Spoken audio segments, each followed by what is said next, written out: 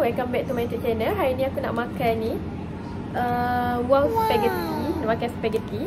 Tapi spaghetti ni aku beli kat TikTok. Harga spaghetti ni rasanya dalam RM1 lebih, macam 100. Dalam RM1.75 macam tu.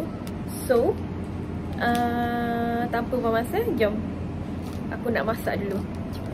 Okay, sebelum kita masak, aku nak tunjuk dulu apa yang ada dekat dalam kandungan ni. So, jom kita tengok. Okay, dekat sini kita ada spaghetti ni. Spaghetti ni berasal daripada Indonesia. Dia ada 3 flavor, spaghetti carbonara, aglio dengan bolognese. Penyediaan dia buat dalam masa 3 minit sahaja. Yang penting spaghetti ni halal.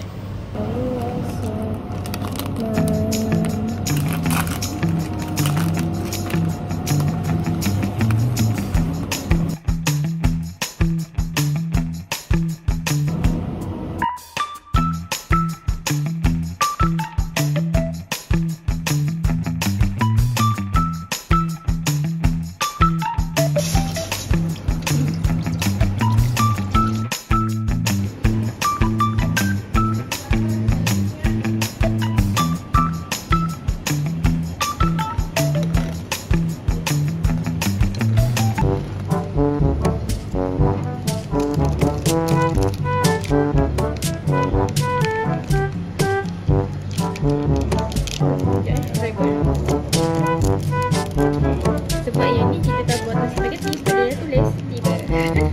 So kita masukkan air panas sikit dan kita kacau.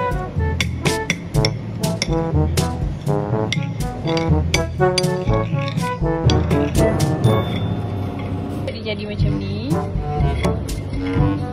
Dan yang ni kita masukkan dalam ni. Dah.